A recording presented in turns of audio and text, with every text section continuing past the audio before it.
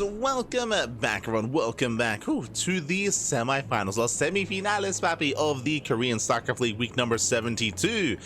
It's been an intense tournament so far, and we are nearing the tail end of the broadcast. Again, we have potentially 3 series left.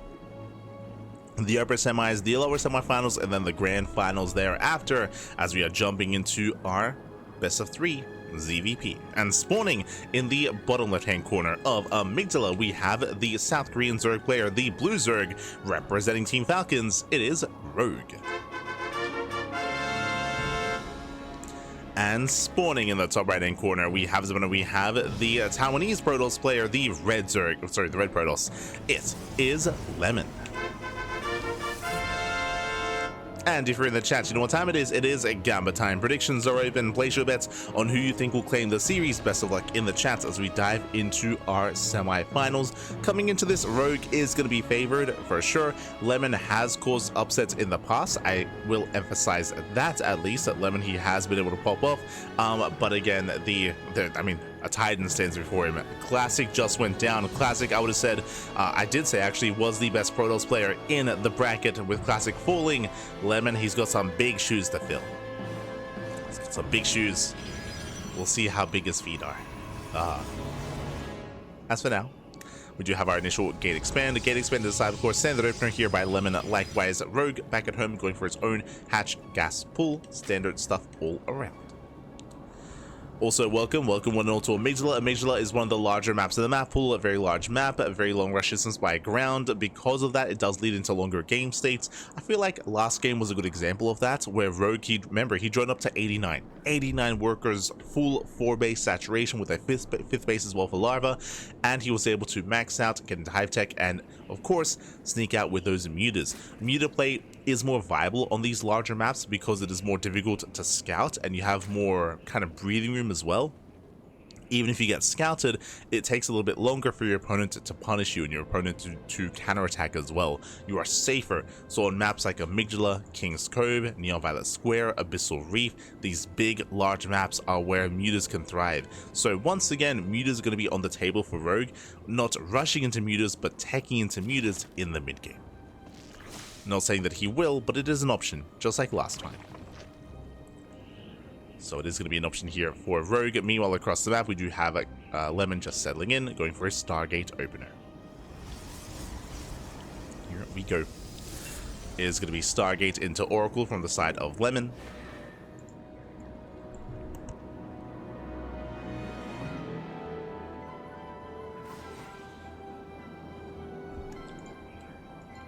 Getting ready for his third base, third expansion.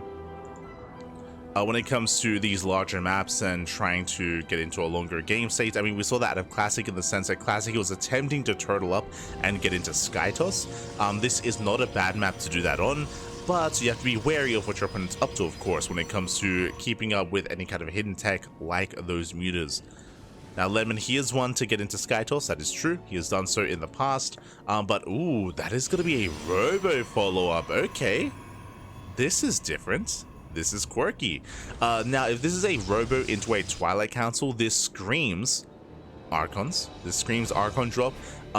Otherwise, this could be a little bit old school. If we don't see a Twilight Council soon, this could be... Okay, there we go. Twilight Council's on the way.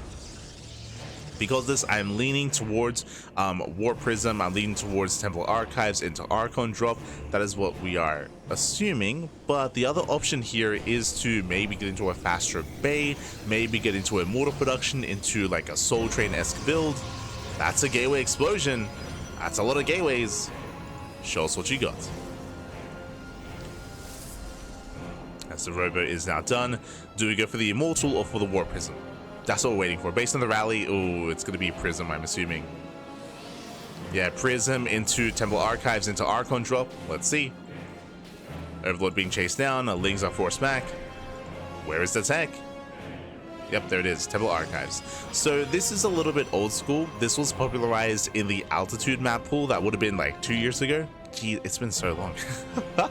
Around 2 years ago. Maybe even a little bit more than that. But this is going to be a delayed Archon drop. Now, the reason why I say delayed if you know anything about DT openers, that's a faster way to get into Archons, to open up Dark Templar, then to transition into Archon drop, then to harass across the map. This hits later, but is less committed because you get a faster third. It's like a more economic way to embrace Archon drops. Templar Archives is done, and High Templar can now be morphed in to morph into Archons. And the goal here is to hunt down Overlords, to hunt down Workers, to pick away at Queens, and to get some damage done, and to gain map control. Now behind this, the big sign here, second Robo. Second Robo gets scouted by the Lings, big scout here for Rogue, so it's going to be Archon drop into Mass Archon Storm, Mass Immortal. This is going to be Mass Immortal here from Lemon. This is a popular style, popularized by a lot of the Polish Protoss players. I'm referring to Christiana, I'm referring to Mana as well. Christiana, Mana, Geralt. A lot of them have been very fond of this style and have been very successful with it as well. Ooh, as we get 7 drones, Jesus. We spoke earlier about the Archon drop potential, and so far 10 Lings, 1 Overlord, and 7 drones go down. Very nice damage. You can see how tanky these Archons are. So far, so good. Oh, I spoke too soon. Archons have to pull away, but again, very nice damage here by Lemon, and again, he's just massing up Immortal Storm. Now, when it comes to this style, it can wreak havoc. Lurkers are not the best answer to this. Like, because of making 2 Immortals at a time, they just break through siege lines of Lurkers. It is crazy how tanky this army is going to be and how much damage you can get done as well. If you remember, this is how Christiana became the Prince of Poland. This was last year if I recall correctly, against a laser. He was kind of like dethroned, and Christiana, he popped off. Again, a lot of the European Protoss players have been embracing this, have been having a lot of success, and have been causing a lot of frustration. This is also why I think it was in the most recent patch, I say most recent patch, end of last year, where the Immortal got nerfed. The Immortal, I believe the attack rate was reduced because of the Mass Immortal that was plaguing the ladder and plaguing the competitive scene. That didn't stop the build. Like, the build is still very much so a thing, but it is a little bit weaker than last year after the patch. But that was the rationale for the Immortal nerf. It is this build specifically. So yeah, it was pretty good. It was pretty good, and it still is viable, of course. Less potent than last year, but still viable nonetheless. As we do have the Lurker Den on the way. So we do see Rogue is taking up into Hydra Lurker. The Immortals are building up. And here we go. Is pushing. Is moving out. Now this is all spotted by the Overseer, so Rogue is fully aware. Storm is already done. It's going to be how many High Templar? It's going to be 4. 4 High Templar here for Lemon. He's got how many Immortals? 7. 7 Immortals, a massive death ball of an army. Nice concave here from Rogue. A very nice arc. The Storms are going to be so crucial. How well can they connect? Again, he's got 4 Storms. Doesn't want to waste them. Ooh, does throw down 2 of them. Does throw down the 3rd Storm. He's got 1 Storm left. I would say a little bit trigger happy here. He has to make them count. 1 more Storm. A decent connection. And here come the reinforcements, and Lemon, he is trying to break through the Immortals that wasting DPS here on the back line. The Hydras, they can catch him out. It's going to be close. 1 Immortal does fall. He gets 1, he gets 2 Immortals. Oh, the juggling! The juggling is too good. GG gets called, and Lemon, he breaks through the defensive line, and Lemon takes game number 1. Whew. GG. Again, it is a very powerful push. There's a reason why we did emphasize what I was trying to explain. There's a reason why this build got nerfed. Like, Mass Immortal Archon Storm, it does hit like a truck, and as you can see, even with the concave, and I would even say the Storms weren't even amazing. Like, the Storms, they were grazing the army. We had a decent arc there, or I say decent, a really good concave, really good arc, really nice spread from the Hydras. I would say that even maybe one of the Storms was a little bit wasted, a little bit trigger happy. Despite that, still had enough with those reinforcing Zealots, and Rogue is broken. And now we're jumping into game number 2. Let's go. We're jumping into game 2, and we'll see if Lemon can snowball out of control. Now, in my mind, I feel like Lemon should be sticking with this. It can be difficult to deal with, but now I'd be more concerned about scouting. Now, the biggest downside of this build, the biggest weakness, no blink, no blink is the big weakness here. What does that mean? That means that something like Spire play can be really effective. Going into a hidden Spire, going into mutas to wreak havoc, to counterattack, to get economic damage can be really difficult to deal with because Blink Stalker builds are very common, very standard, but this build specifically skips Blink. It skips Blink, it skips it going into Archons, going into Immortals. If we see the same build out of Lemon, then we can see that now punished by Rogue, if he's a little bit more, of course, aware of what's happening. But there we go.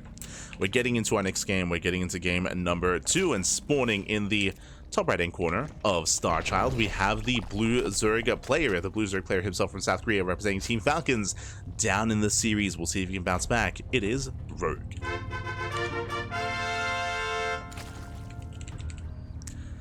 And spawning in the bottom left-hand corner, we have his opponent. We have the red Protoss player, with the red Protoss himself representing himself from land of Taiwan. It is Lemon.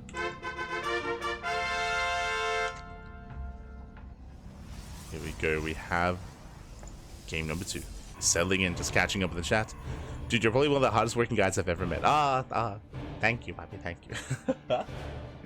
Este Nedfi in the chat. Este Nedfi. We're passionate, papi. We're passionate.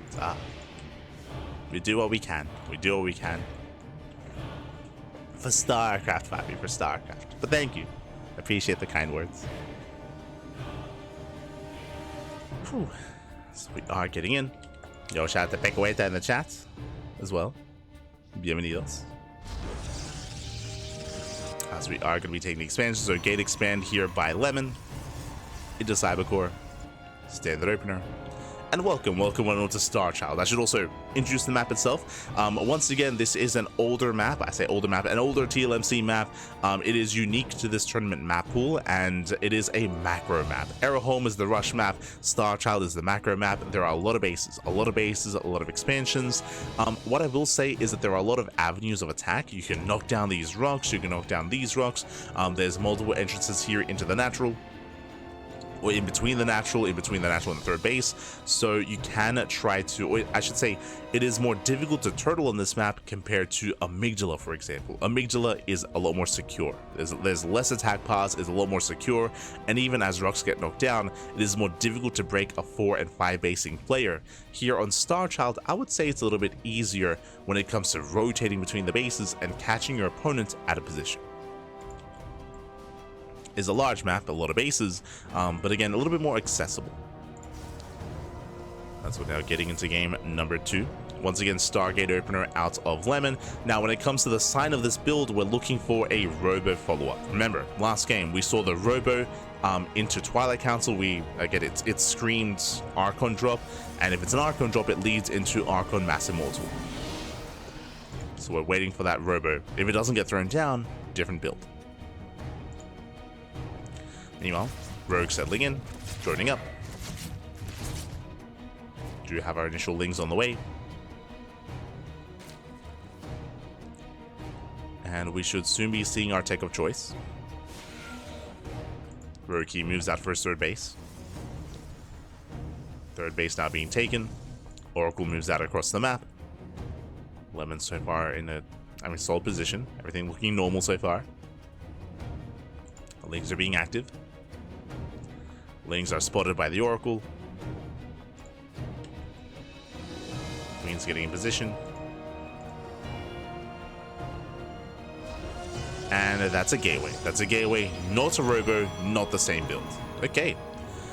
Whew, so we're going for a different follow. Oh no, this round! Adept out of position, Adept gets surrounded, massive pickoff.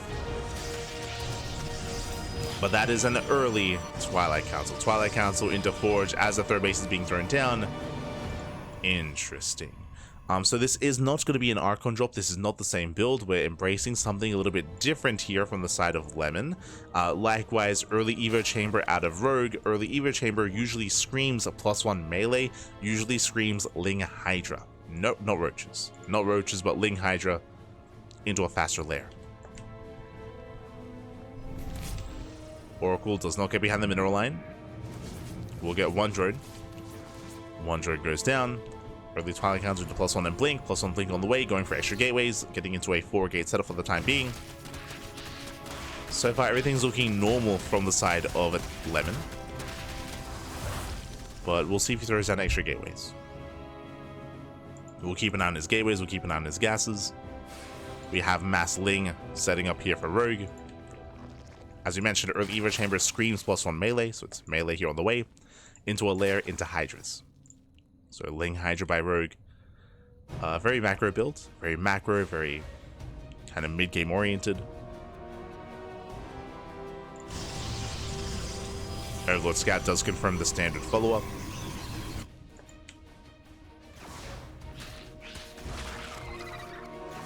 Rogue is aware.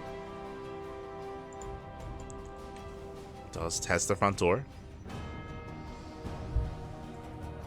Oh.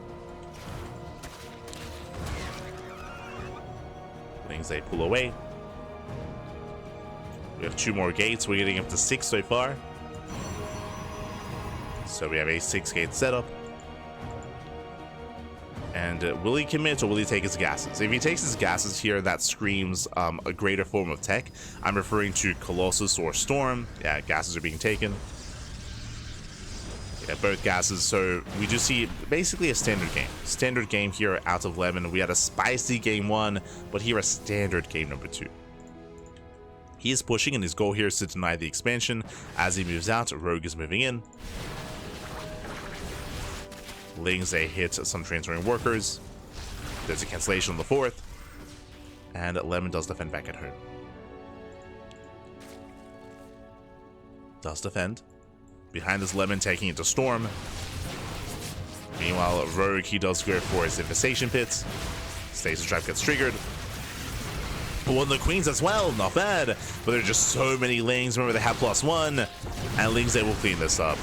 Yeah, Lemon, he overextends. Not like this. He'll lose most of his Stalkers. Has to get the hell out of here.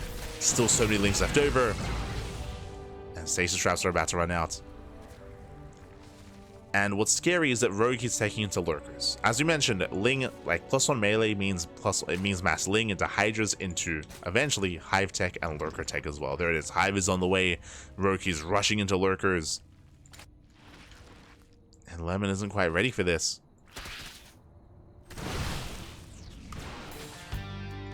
Loving the use of Burrow. Burrow is done.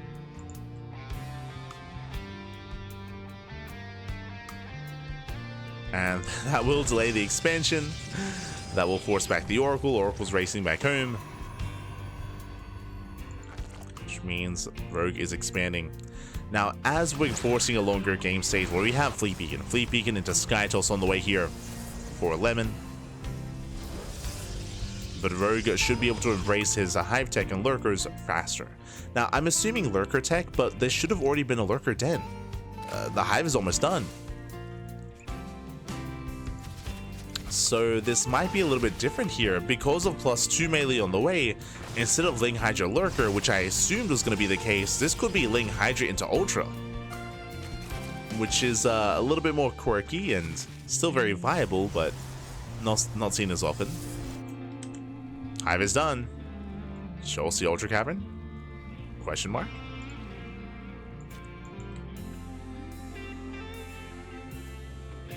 Adrenals on the way. And we're going for, okay, Lurker 10 and the Spire and the, and the Ultra Cavern all at the same time. So, we're just getting everything. I do think that this Lurker Den is late, as in I don't think this is intentional. I'm pretty sure there was a delay. I don't know if you noticed, but there was a delay after he started Adrenal where he just didn't throw anything down. I think it was just trying to figure out what to do. He's like, you know what, I'll just do everything. So just throwing down every single tech structure here. But Lurkers are later, and from here that means that the Protoss is free. Like, the Protoss has no pressure. There's no early timing, there's no Lurker timing that I was afraid of. So Lemon, he's free to saturate his 4 bases, work towards a 5th base, and get into Skytoss.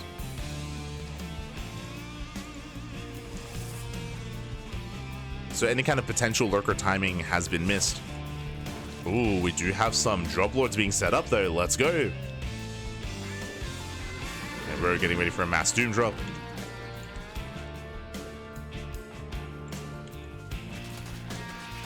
And the drop is not going to be spotted. There is a pylon in position. Do we have a warping available? Tempests are building up. And the drop has arrived. Yeah, massive drop into the main. We do see a reaction here by Lemon. He's racing back home. No recall. Oh, and probes are going to be going down. We do get a cloak to save some of the production. And Lemon is being pulled apart. Rogue going for the front lines, going for the fourth base as well. These Lings are still wreaking havoc. Picking up pylons. Getting 9 probe kills.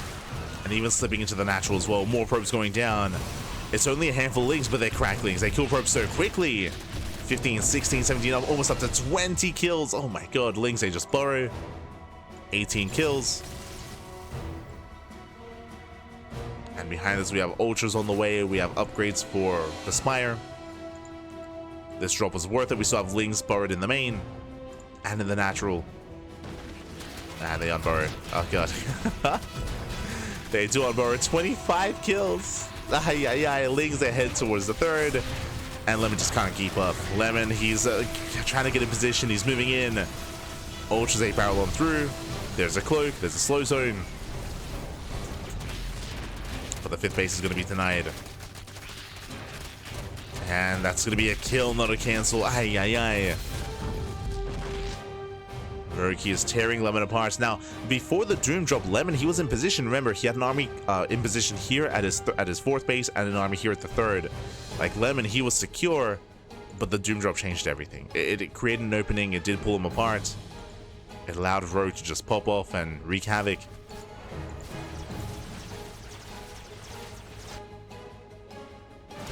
And Lemon's soon all in. Now, Lemon is maxed, so it's not the worst position to be in, but as you can see, more probe kills, more distractions, no 5th base. Like, the lack of 5th base means that there's just no longevity in this game for Lemon. He has a bank right now, but he needs a 5th.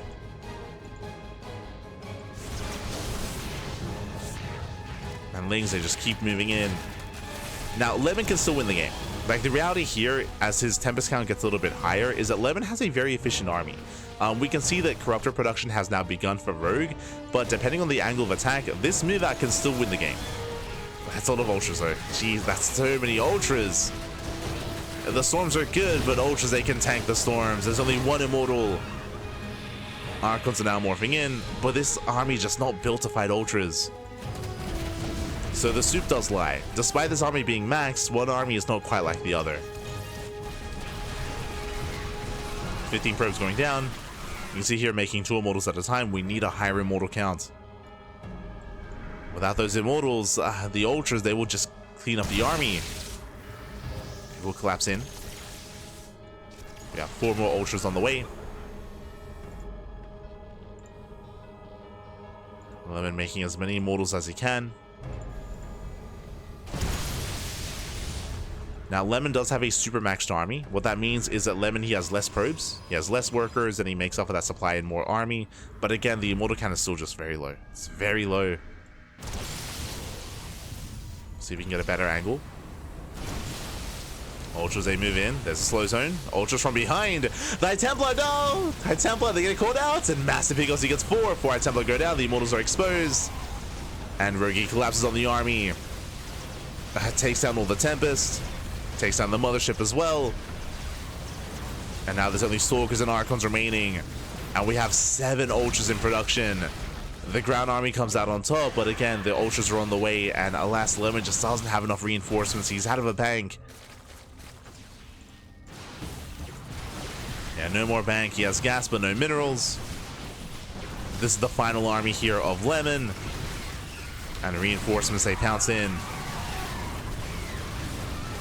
We're just waiting for the Ultras. Another Immortal goes down. Archon as well.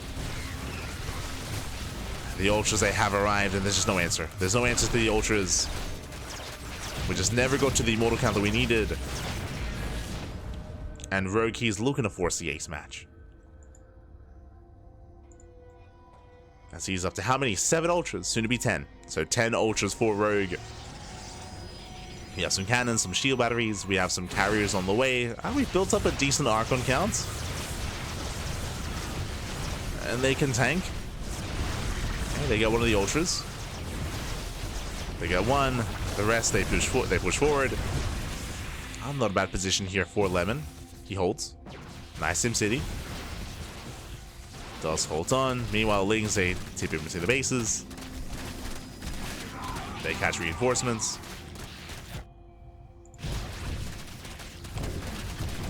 We're getting up to 12. Yeah, 12. Getting up to 12 ultras. GG gets called. Rogue, he will tie the series, and we are going to the ace match. Let's go. We're going all the way to game 3, and we'll see how this story ends. More importantly, we'll see what map we load into. The map has been very, I feel like, indicative of how our players have been playing this out. Again, the biggest moment there for Rogue was that Doom drop. I would say that if it wasn't for the Doom drop, Lemon, he looked quite secure on his bases, and I don't think he was going to be broken. He would have had a much easier time expanding and getting a 5th base, and also recognizing the ultra production and switching into Immortals as well. It would have been a much more comfortable game there for Lemon if it wasn't for that drop. Now we're going to the ace match.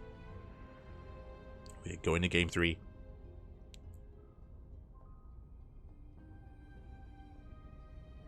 Ultras versus Skytoss is no good. Ultras versus Skytoss is amazing, just because Skytoss is usually more of a supportive army. Usually there's a lot of ground, as you saw, right? We have a couple of Tempests, but mainly focusing on like the High Templar, the Archons, the Stalkers, the Immortals. The Ultras are there to deal with the ground army, and there was enough anti-air to deal with what little there was in the air. The Mothership, the couple of Tempests, and the couple of Carriers. So Ultras, they have their place in the late game. When you say Skytoss, it's never pure Skytoss. There's always like a combination of ground and air, and yeah, in that kind of position, you do want those Ultras against whatever's on the ground. Again, unless there's Mass Immortal, then then Ultras don't have their place in that matchup. But as we tried to emphasize, the Immortal count was almost non-existent. I want to say there was 1 Immortal initially, but then we got up to around like 3 or 4 Immortals, but like never a critical mass. I don't even know who Lemon is. Oh no, if you're unfamiliar, Lemon has been competing for many years at this point. We've covered him plenty of times throughout the years here on the CranKy Ducklings. Mainly featured during the regionals, so Taiwan, Hong Kong regionals, for example, and online Open Cups, ESL Open Cup Asia, for example, and of course, tournaments like this. So if you're unfamiliar with the online tournament scene, then maybe you're unfamiliar with Lemon, but he's been around for many, many years.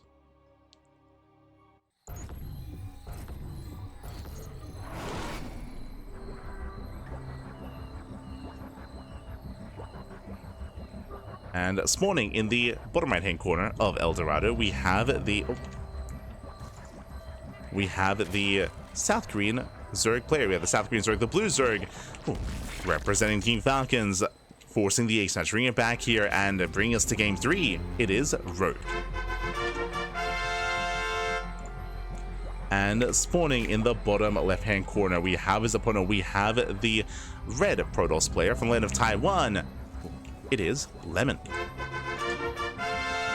Not SC2 player, but seems like Ultra's kind of bad against Protoss. Don't they usually go against air units endgame? Yeah, if I fail to explain, I do apologize. But again, like when we say Skytoss and late game army compositions, it's never, I should say, when I say never purely Skytoss, you don't want it to be ever purely Skytoss because it's easier to counter. It's a lot easier to counter pure Skytoss. So at the pro level, it's always a combination of units, a combination of supportive Archons, supportive High Templar, supportive Immortals, to support whatever's in the air, right? So likewise, ideally as a Zerg player, you also want a combination of the two as well. Depending on the composition that you're up against, you do want either more on the ground or less on the ground. The compositions can be a little bit more versatile as a result. As we saw in the last game, the Tempest count was quite low. I think it was like 4 Tempests, I want to say, like 4 Tempest, and Carriers only towards the end. So there was value in going into Mass Ultra, right? As the Tempest and Carrier count gets higher, then you need less Ultras and more Corruptors. Like the amount of like anti-ground or anti-air does kind of like fluctuate depending on what you're up against. But usually like it's a balance of the two. If the Immortal count gets too high, that's when you need something like Broodlords, right? That's when you switch out of Ultras into Broodlord Lurker. And then when the immortal count gets lower, then you get out of Broodlord Lurker into, and that kind of insinuates that the Sky Toss gets higher, then you go into Ultras, right? So you always want to be like adjusting, or as the Zerg player, you want to be adjusting your composition depending on what you're up against. And you want to be fluid. You don't want to kind of be like hard stuck on making one thing, right? Or one certain composition. You ideally want to be adjusting depending on what you're up against.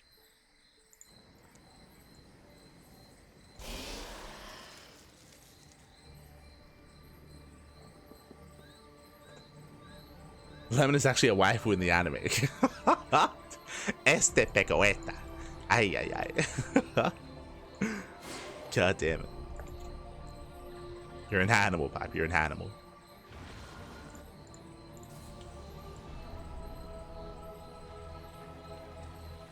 For now, though, we do have our openers. So far, it is going to be standard opener here out of Lemon going for a Stargate. Likewise, Rogue is going to be going for its own hatch gas pool into a third. Standard openers all around.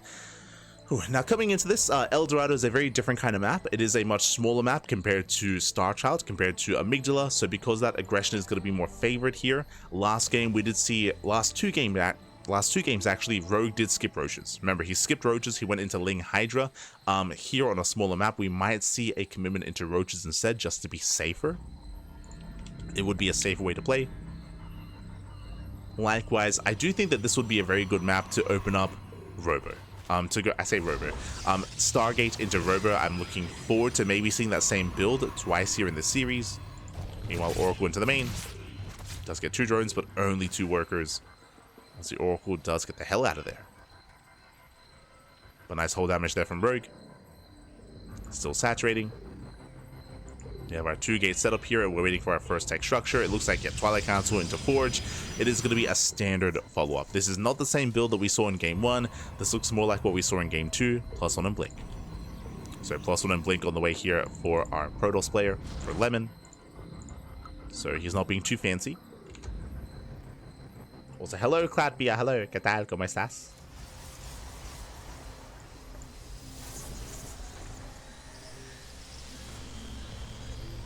Bienvenidos.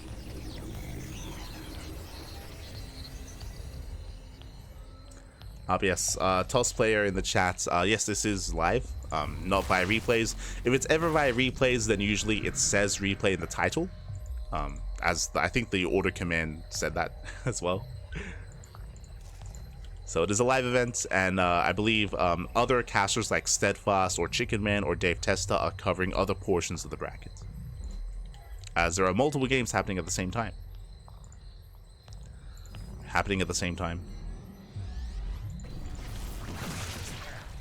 Meanwhile, Oracle dips in, gets 1 drone. 1 drone goes down so far. There's that Roach Warren. Again, as we mentioned, on a smaller map, getting a safety Roach Warren makes more sense. So I believe this is the first time that we're seeing a commitment into Roaches this series. There it is, Roaches into Roach speed.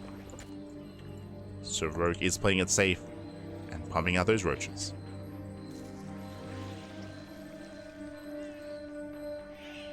Again, ideally setting up for the mid game and setting up for a later game, you want to skip Roach production, but we already have Roaches building up. Gases are being taken. 4th base on the way. Now, the next big sign here that we're looking for is, does Rogue saturate the 4th? He may cut workers at around 66 and just max out and go for a big 3 base all-in with pure Roach production. Or he might saturate and then tech up into Hydras, for example. Or even Spire. There it is! Speaking of, the Spire has been thrown down. So Rogue is going to Mutas. Meanwhile, we do see Lemon pushing out. This isn't too committed. He's going to be poking in to deny the expansion. Lings, they do hit the 3rd base. Gas is going to be going down, not bad. Takes on some gases. Roaches are in position, and they will defend. Oh.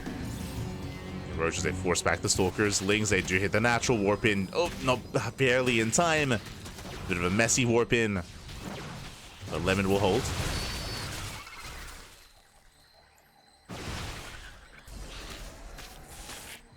Lemon does hold in the chat. Lings, they do hit the 3rd.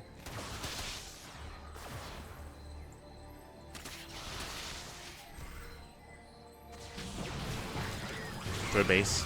So far, Lemon keeping up.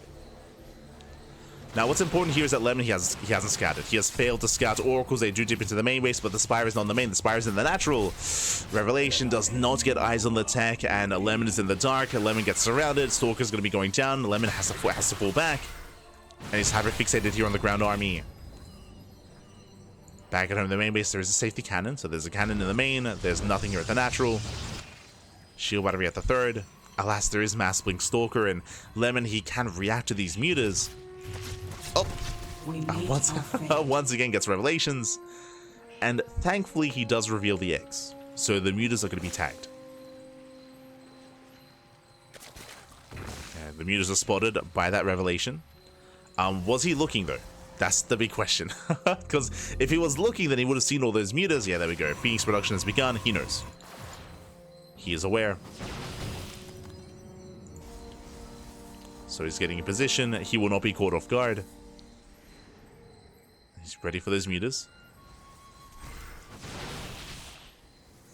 Yeah, Rogue, he knows he got spotted. He does pull away. Behind this Rogue, switching his tech into Hydra Lurker. Lings a massive stasis. Brutal status goes off. Very nicely done. Lemon keeping up with the army. So far, so good. No major damage done here by these mutas. They rotate back into the main. Main base is somewhat exposed. Phoenix is still building up. Oh, nice surround here. Yeah, we locked down the army.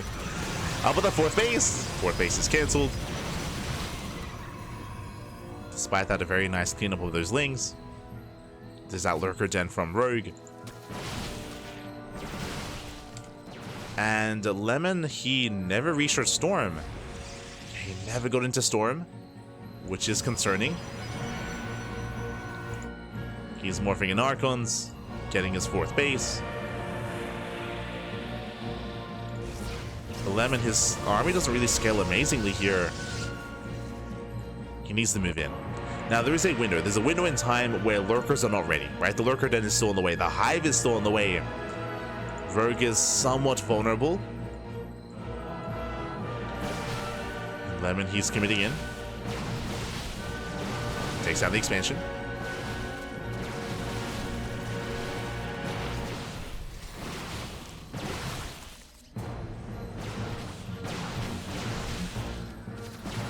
Takes down the expansion. Pushing between the bases, we can see Rogue setting up surround, and he does come in from every single angle. You have mass surround here on the army. Stasis goes off, the Archons are exposed. The Archons are going to be going down. And likewise, these Stalkers on the road, they're not going to be able to hold on. Yeah, Stalkers are going down one after the other. Expensive losses here for Lemon. Has to pull away. I keep wanting to say classic. To stop myself. And Rogue holds. And now that he's held, Lurkers. Lurkers are on the way, and unfortunately, Lemon, he's not ready for this. He's not ready for Lurker tech.